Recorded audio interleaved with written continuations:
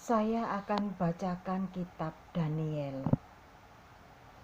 Daniel pasal yang ke-1. Di Istana Babel. Pada tahun yang ketiga, pemerintahan Yoyakim, Raja Yehuda, datanglah Nebukadnezar, Raja Babel ke Yerusalem, lalu mengepung kota itu. Tuhan menyerahkan Yoyakim, Raja Yehuda, dan sebagian dari perkakas-perkakas di rumah Allah ke dalam tangannya. Semuanya itu dibawanya ke tanah Sinear, ke dalam rumah dewanya. Perkakas-perkakas itu dibawanya ke dalam perbendaharaan dewanya. Lalu raja bertitah kepada Aspenas, kepala istananya, untuk membawa beberapa orang Israel yang berasal dari keturunan raja dan dari kaum bangsawan, yakni orang-orang muda yang tidak ada sesuatu celah, yang berpawakan baik, yang memahami berbagai-bagai hikmat, berpengetahuan banyak, dan yang mempunyai pengertian tentang ilmu, yakni orang-orang yang cakap untuk bekerja dalam istana raja, supaya mereka diajarkan tulisan dan bahasa orang Kasdim. Dan raja menetapkan bagi mereka pelabur setiap hari dari santapan raja dan dari anggur yang biasa diminumnya. Mereka harus dididik selama 3 tahun, dan sesudah itu mereka harus bekerja pada raja. Di antara mereka itu ada juga beberapa orang Yehuda, yakni Daniel, Hananya, Misael, dan Azaria. Pemimpin pegawai istana itu memberi nama lain kepada mereka. Daniel dinamainya Beltsazar, Hananya dinamainya Sadrak, Misael dinamainya Mesak, dan Azaria dinamainya Abednego. Daniel berketetapan untuk tidak menajiskan dirinya dengan santapan raja dan dengan anggur yang biasa diminum raja. Dimintanyalah kepada pemimpin pegawai istana itu, supaya ia tak usah menajiskan dirinya. Maka Allah mengaruniakan kepada Daniel kasih dan sayang dari pemimpin pegawai istana itu.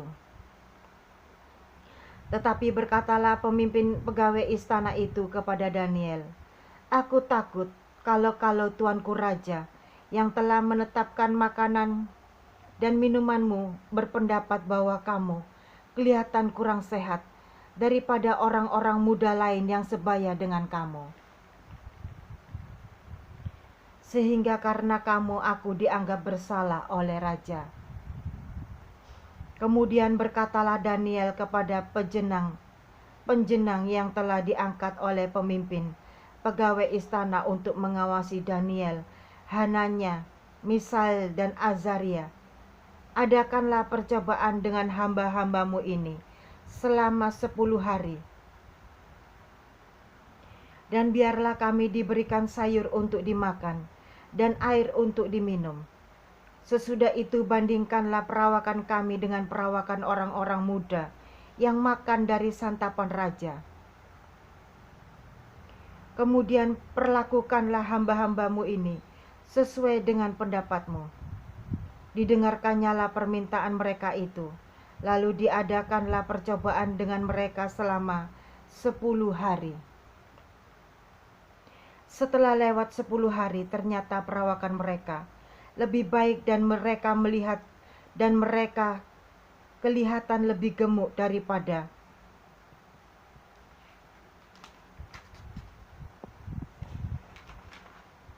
semua orang muda yang telah makan dari santapan raja. Kemudian penjenang itu selalu mengambil makanan mereka dan anggur yang harus mereka minum, lalu memberikan sayur kepada mereka.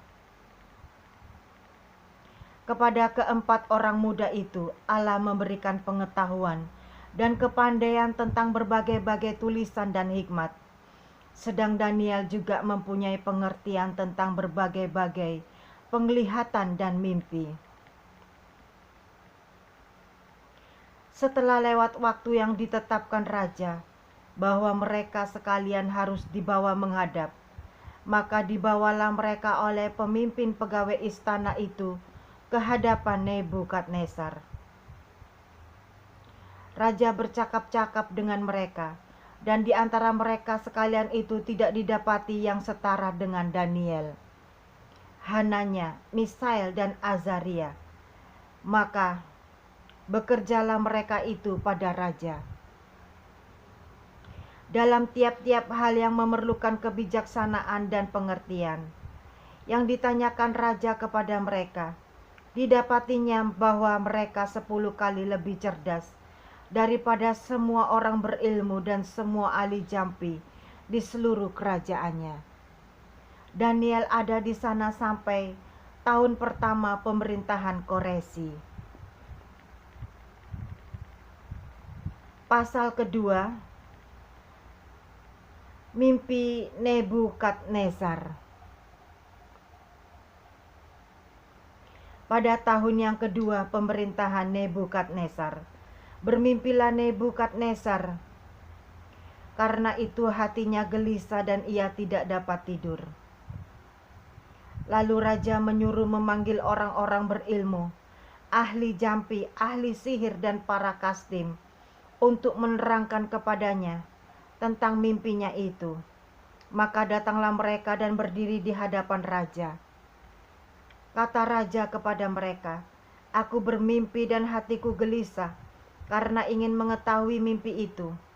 Lalu berkatalah para kasdim itu kepada raja dalam bahasa Aram, "Ya raja, kekalah hidupmu, ceritakanlah kepada hamba-hambamu mimpi itu, maka kami akan memberitahukan maknanya." Tetapi raja menjawab para kasdim itu, "Aku telah mengambil keputusan, yakni jika kamu tidak memberitahukan kepadaku mimpi itu dengan maknanya, maka kamu akan dipenggal-penggal dan rumah-rumahmu akan dirobohkan menjadi timbunan puing. Tetapi jika kamu dapat memberitahukan mimpi itu dengan maknanya, maka kamu akan menerima hadiah pemberian-pemberian dan kehormatan yang besar daripadaku. Oleh sebab itu beritahukanlah kepadaku mimpi itu dengan maknanya." Mereka menjawab pula, "Silakan tuanku raja menceritakan mimpi itu kepada hamba-hambanya ini, maka kami akan memberitahukan maknanya." Jawab raja, "Aku tahu benar-benar bahwa kamu mencoba mengulur-ngulur waktu, karena kamu melihat bahwa aku telah mengambil keputusan, yakni jika kamu tidak dapat memberitahukan kepadaku mimpi itu, maka kamu akan kena hukuman yang sama. Dan aku tahu bahwa kamu telah bermufakat untuk mengatakan kepadaku hal-hal yang bohong dan busuk, sampai keadaan berubah. Oleh sebab itu ceritakanlah kepadaku mimpi itu, supaya aku tahu bahwa kamu dapat memberitahukan maknanya juga kepadaku." Para kasdim itu menjawab raja, "Tidak ada seorang pun di muka bumi yang dapat memberitahukan apa yang diminta tuanku raja. Dan tidak pernah seorang raja bagaimanapun agungnya dan besar kuasanya telah meminta hal sedemikian dari seorang berilmu atau seorang ahli jampi atau seorang kasdim. Apa yang diminta tuanku raja adalah terlalu berat, dan tidak ada seorang pun yang dapat memberitahukannya kepada tuanku raja, selain dari dewa-dewa yang tidak berdiam di antara manusia." Maka raja menjadi sangat geram dan murka karena hal itu. Lalu dititahkannyalah untuk melenyapkan semua orang bijaksana di Babel. Ketika titah dikeluarkan supaya orang-orang bijaksana dibunuh, maka Daniel dan teman-temannya pun terancam akan dibunuh. Lalu berkatalah Daniel dengan cerdik dan bijaksana kepada Ariok, pemimpin pengawal raja yang telah pergi untuk membunuh orang-orang bijaksana di Babel itu.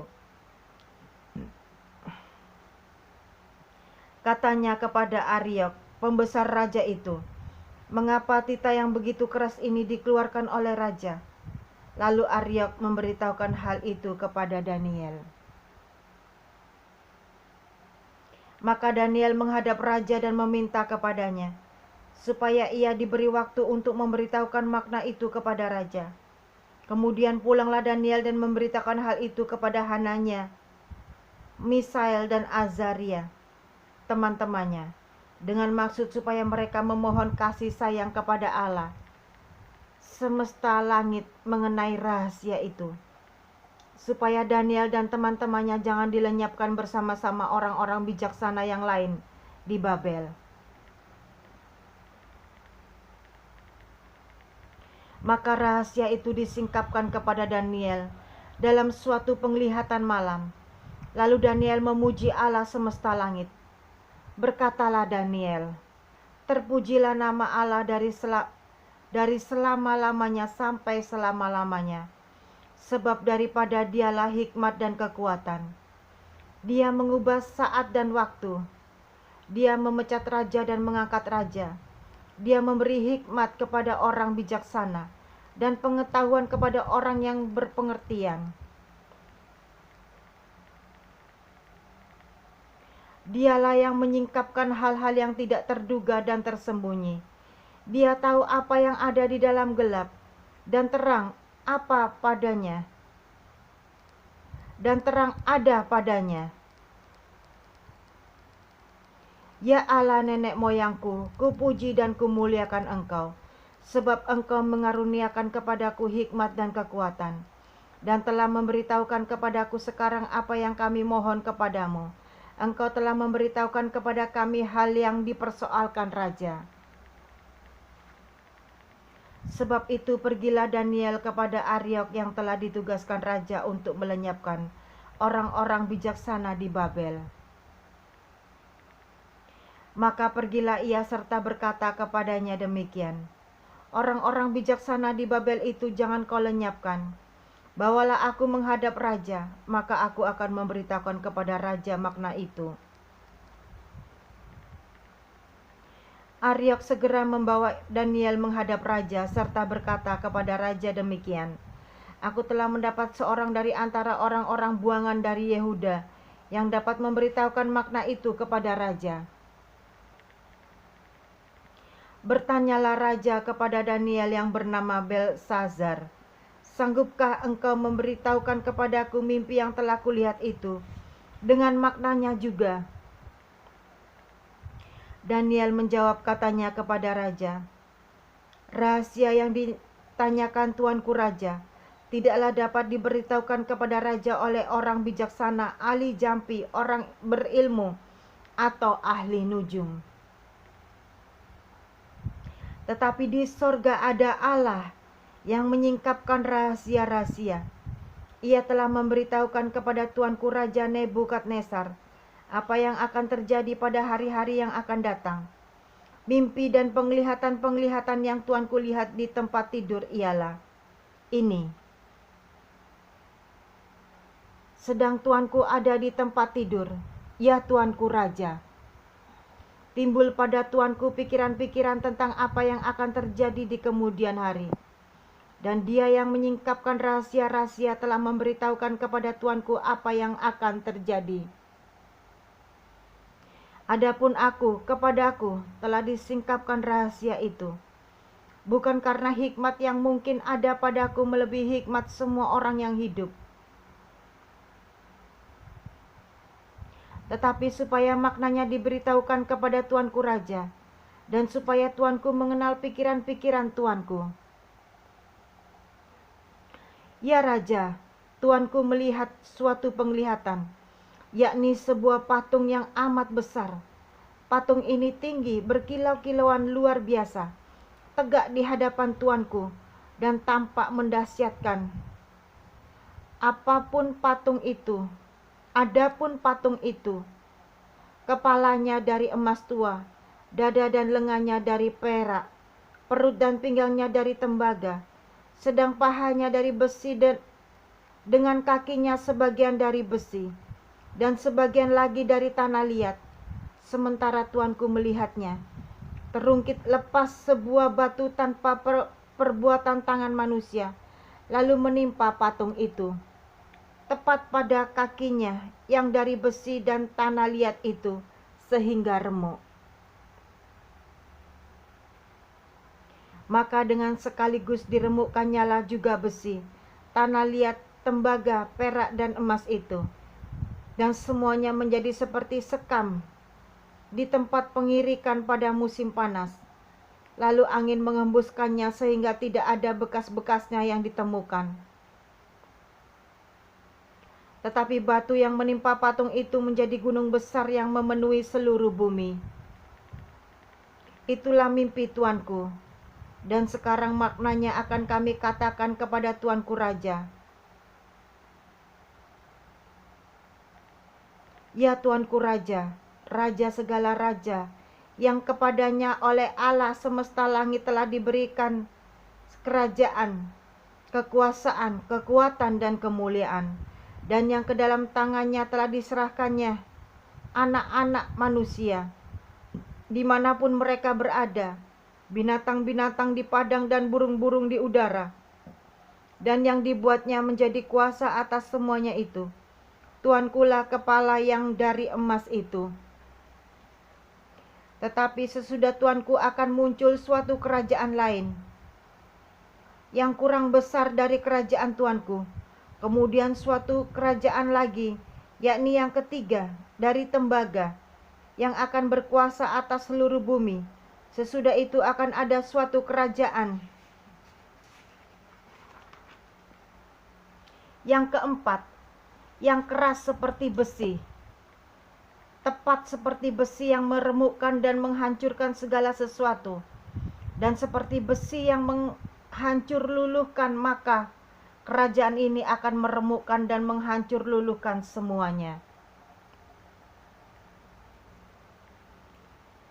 Dan seperti tuanku lihat kaki dan jari-jarinya, sebagian dari tanah liat tukang periuk dan sebagian lagi dari besi. Itu berarti bahwa kerajaan itu terbagi. Memang kerajaan itu juga keras seperti besi. Sesuai dengan yang tuanku lihat, besi itu bercampur dengan tanah liat. Tetapi sebagaimana jari-jari kaki itu sebagian dari besi dan sebagian lagi dari tanah liat, demikianlah kerajaan itu akan menjadi keras sebagian dan rapuh sebagian. Seperti tuanku lihat besi bercampur dengan tanah liat, itu berarti mereka akan bercampur oleh perkawinan, tetapi tidak akan merupakan satu kesatuan, seperti besi tidak dapat bercampur dengan tanah liat. Tetapi pada zaman raja-raja, Allah semesta langit akan mendirikan suatu kerajaan yang tidak akan binasa sampai selama-lamanya, dan kekuasaan tidak akan beralih lagi kepada bangsa lain. Kerajaan itu akan meremukkan segala kerajaan dan menghabisinya, tetapi kerajaan itu sendiri akan tetap untuk selama-lamanya. Tepat seperti yang tuanku lihat, bahwa tanpa perbuatan tangan manusia sebuah batu terungkit lepas dari gunung dan meremukkan besi, tembaga, tanah liat, perak, dan emas itu. Allah yang maha besar telah memberitahukan kepada tuanku raja apa yang akan terjadi di kemudian hari. Mimpi itu adalah benar dan maknanya dapat dipercayai. Lalu sujudlah Raja Nebukadnezar serta menyembah Daniel. Juga dititahkannya mempersembahkan korban dan bau-bauan kepadanya. Berkatalah raja kepada Daniel, sesungguhnya lah Allahmu itu Allah yang mengatasi segala Allah yang berkuasa atas segala raja, dan yang menyingkapkan rahasia-rahasia, sebab engkau telah dapat menyingkapkan rahasia itu. Lalu raja memuliakan Daniel, dianugerahinyalah dengan banyak pemberian yang besar, dan dibuatnya dia menjadi penguasa atas seluruh wilayah Babel, dan menjadi kepala semua orang bijaksana di Babel. Atas permintaan Daniel, raja menyerahkan pemerintahan wilayah Babel itu kepada Sadrak, Mesak, dan Abednego, sedang Daniel sendiri tinggal di istana raja. Pasal ketiga,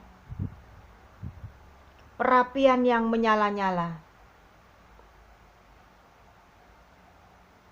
Raja Nebukadnezar membuat sebuah patung emas yang tingginya 60 hasta dan lebarnya 6 hasta yang didirikannya di dataran Dura di wilayah Babel. Lalu Raja Nebukadnezar menyuruh orang mengumpulkan para wakil raja, para penguasa, para bupati, para penasehat negara, para bendahara, para hakim, para ahli hukum, dan semua kepala daerah untuk menghadiri pentabisan patung yang telah didirikannya itu.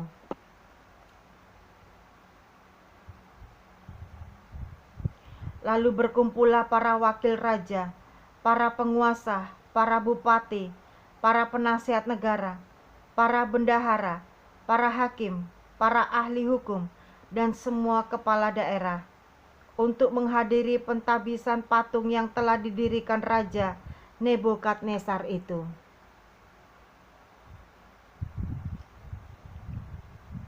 Dan berserulah seorang bentara dengan suara nyaring, "Beginilah dititahkan kepadamu, hai orang-orang dari segala bangsa, suku bangsa dan bahasa, demi kamu mendengar bunyi sangkakala, seruling, kecapi, rebab, gambus, serdam, dan berbagai-bagai jenis bunyi-bunyian. Maka haruslah kamu sujud menyembah patung yang telah didirikan Raja Nebukadnezar itu. Siapa yang tidak sujud menyembah akan dicampakkan seketika itu juga ke dalam perapian yang menyala-nyala. Sebab itu demi segala bangsa mendengar bunyi sangkakala, seruling, kecapi, rebab, gambus, dan berbagai-bagai jenis bunyi-bunyian, maka sujudlah orang-orang dari segala bangsa, suku bangsa dan bahasa, dan menyembah patung emas yang telah didirikan Raja Nebukadnezar itu.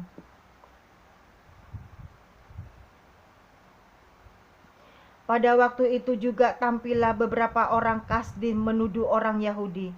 Berkatalah mereka kepada Raja Nebukadnezar, "Ya Raja, kekalah hidupmu, hidup tuanku. Tuanku Raja telah mengeluarkan titah bahwa setiap orang yang mendengar bunyi sangkakala, seruling, kecapi, rebab, gambus, serdam, dan berbagai-bagai jenis bunyi-bunyian harus sujud menyembah patung emas itu. Dan bahwa siapa yang tidak sujud menyembah akan dicampakkan ke dalam perapian yang menyala-nyala. Ada beberapa orang Yahudi yang kepada mereka telah Tuanku berikan pemerintahan atas wilayah Babel, yakni Sadrak, Mesak, dan Abednego. Orang-orang ini tidak mengindahkan titah Tuanku, ya Raja. Mereka tidak memuja dewa Tuanku dan tidak menyembah patung emas yang telah Tuanku dirikan." Sesudah itu Nebukadnezar memerintahkan dalam marahnya dan geramnya untuk membawa Sadrak, Mesak, dan Abednego menghadap. Setelah orang-orang itu dibawa menghadap raja, berkatalah Nebukadnezar kepada mereka, "Apakah benar, hai Sadrak, Mesak, dan Abednego, bahwa kamu tidak memuja dewaku dan tidak menyembah patung emas yang kudirikan itu? Sekarang jika kamu bersedia, demi kamu mendengar bunyi sangkakala, seruling, kecapi, rebab, gambus, serdam, dan berbagai-bagai jenis bunyi-bunyian, sujudlah menyembah patung yang kubuat itu. Tetapi jika kamu tidak menyembah, kamu akan dicampakkan seketika itu juga ke dalam perapian yang menyala-nyala. Dan dewa manakah yang dapat melepaskan kamu dari dalam tanganku?" Lalu Sadrak, Mesak, dan Abednego menjawab Raja Nebukadnezar, "Tidak ada gunanya kami memberi jawab kepada tuanku dalam hal ini. Jika Allah kami yang kami puja sanggup melepaskan kami, maka Ia akan melepaskan kami dari perapian yang menyala-nyala itu, dan dari dalam dari dalam tanganmu, ya Raja. Tetapi seandainya tidak, hendaklah tuanku mengetahui, ya Raja, bahwa kami tidak akan memuja dewa tuanku dan tidak akan menyembah patung emas yang tuanku dirikan itu."